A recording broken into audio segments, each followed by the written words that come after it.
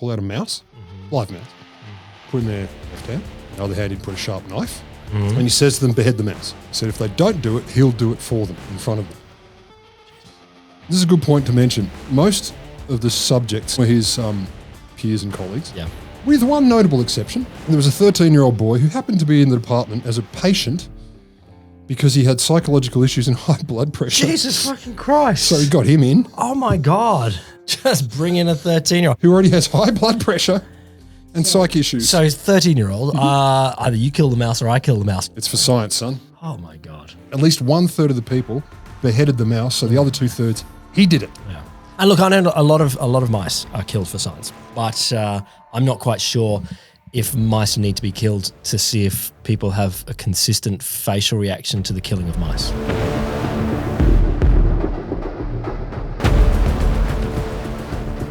It must have been wonderful to be a psychologist in the first half of the 20th century. Jesus fucking Christ. It seems you could do anything to people, from traumatising a baby who is patting a cute little animal to making people believe that they'd kill someone. You seem concerned. I am not concerned. I am just, holy shit, we managed to find a fucking pack of arseholes, don't we? Like finding horrifying old-time psych experiments is like shooting fish in a barrel. We know this. But I think barrel fish dishes are delicious. They are the best fish. So like the fish that barrel fish rejects make barrel fish the best fish. Anyway, yeah, look, I know it's good fish. And so look, I'm gonna give you a belter from the world of 1920s emotion research.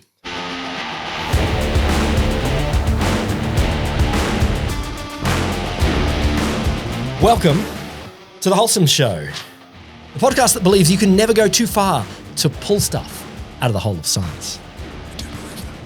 Oh yeah, I'm Will Grant. I am Roderick G. Emotion Studying Lamberts.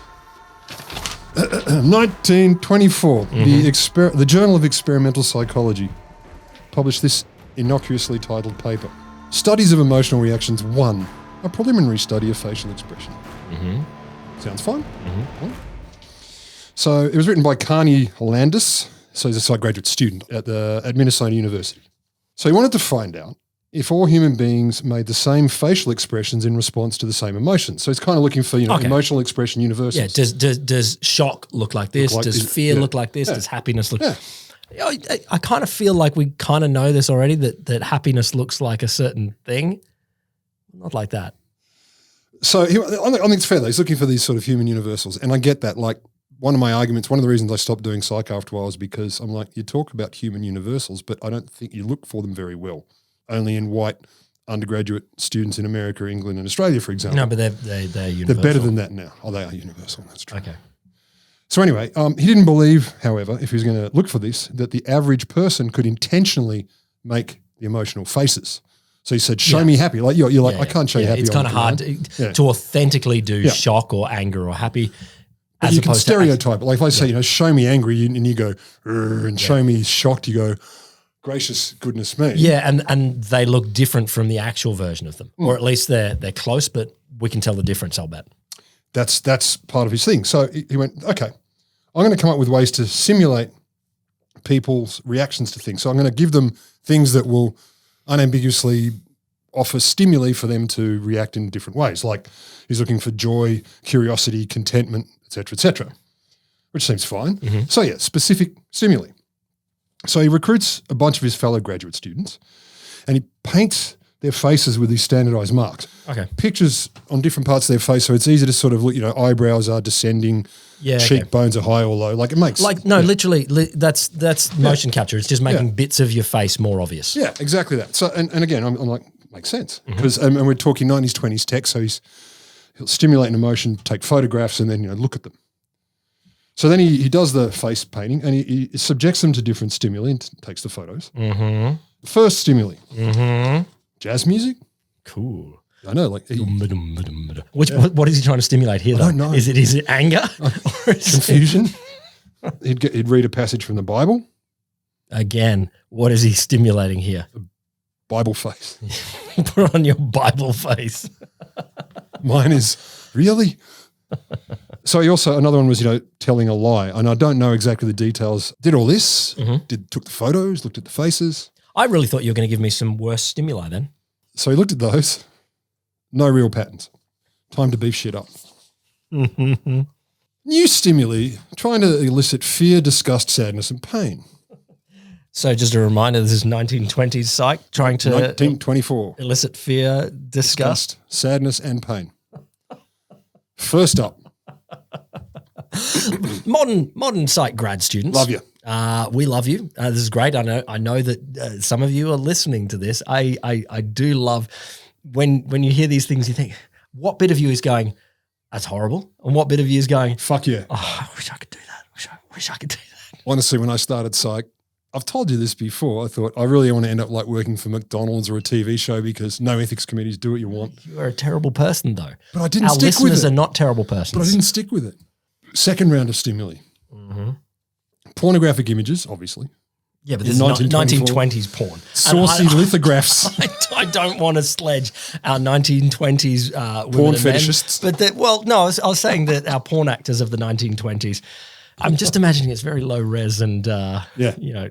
So anyway, pornographic images, then medical photos of people with horrendous skin conditions. Ooh, okay. So check that out, looked at the lines in the faces. Still not clear. Mm-hmm.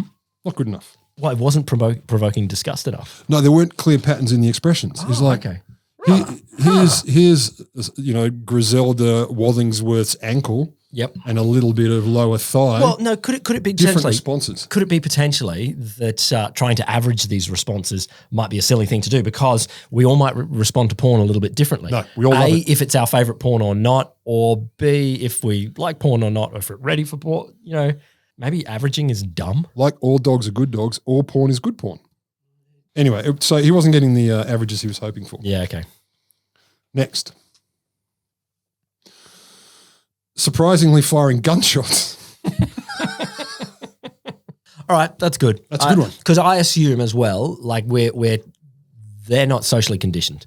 Like that is you'd think not. That is a deeper level of brain stimulus. Like that is instantly muscle spasm reaction sort of thing. Your reptilian brain. You could bang two bits of wood together. Same effect. You don't need a gun.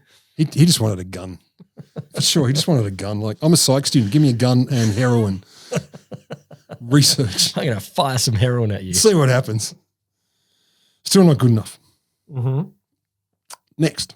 Got people to stick their hand in a bucket without looking in the bucket. Great. Inside is like, I did a poo in there. There you go. And it's mine. Look at me in the face right now. Yeah, always maintaining eye contact. It's mine. What's your expression? Oh, Jesus. No, bucket was full of live frogs. Oh, okay. All right. So he encourages people to, once they get their hand in there, it's like live frogs, so you're getting the ribbits. He then goes, keep swirling your hand around and get to the bottom of the bucket. So as it was put in one source, overcoming their revulsion, they rummaged around through the slimy live frogs until they found the actual surprise, electrical wires that would give you an electric shock. You freaking genius. I know. Oh, wild. These poor frogs, though, they're swimming around on electrical wires. No one thinks of the frogs. No one does.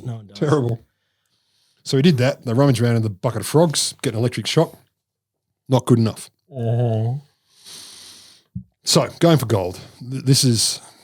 They're still not exhibiting consistent emotional face reaction. Not good enough. Get them sitting there, faces painted, ready to go. Mm-hmm. Pull out a mouse, live mouse, put in their left hand. In the other hand, he'd put a sharp knife. And he says to them, behead the mouse. He said, if they don't do it, he'll do it for them in front of them. Jesus. Okay. Now, this is a good point to mention. A good time. Most of the subjects in his research, and this is when psych people, participants were called subjects because they really were. Most of them were his peers and colleagues. Yeah. With one notable exception. There was a 13-year-old boy who happened to be in the department as a patient because he had psychological issues and high blood pressure. Jesus fucking Christ. So he got him in. Oh, my God. Just bring in a 13-year-old. Bring in the kid who already has high blood pressure and psych issues. So 13-year-old, either you kill the mouse or I kill the mouse. You're not leaving here. This is It's for science, son. Oh my God. So he did it. It happened. This wasn't a fake. 13-year-old did it? Or no. So the sources, there are two main sources and they contradict each other. One said 1/3 of them did it and the other said 1/3 of them didn't. Okay. So bottom line, at least 1/3 of the people beheaded the mouse. So the other 2/3, he did it. Yeah. And look, I know a lot of mice are killed for science. Yeah, but, and also here. But I'm not quite sure if mice need to be killed to see if people have a consistent facial reaction to the killing of mice. Like that's I don't see what the research question is benefiting us there. So at this point you're thinking, like, surely by now it's going to show some kind of reaction. You know, we're going to get some kind of baseline for universal human emotion expressions. And yeah, it didn't. Some started crying, some hysterically laughed, some froze, others started swearing like insanely. So, final result of the experiment, as summarized, it's from the paper, but summarized in one website, bizarrobazaar.com.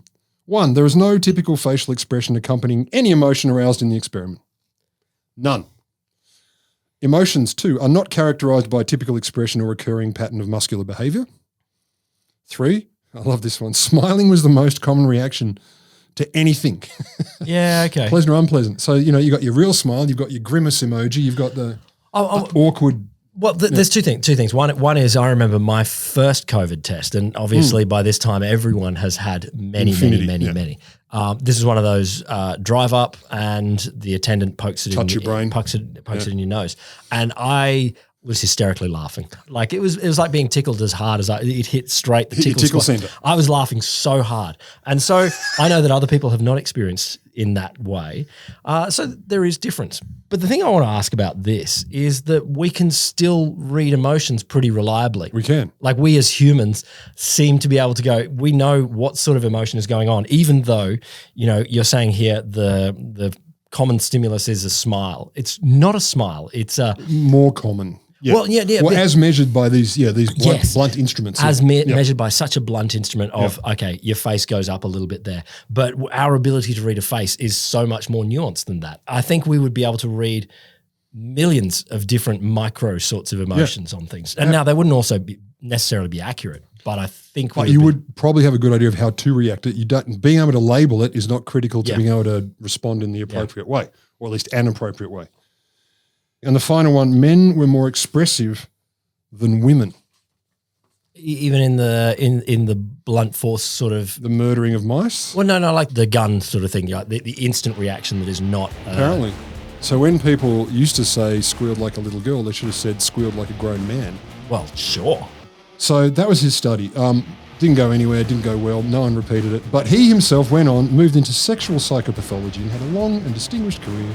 And he died in the role of chief research psychologist at the New York State Psychiatric Institute.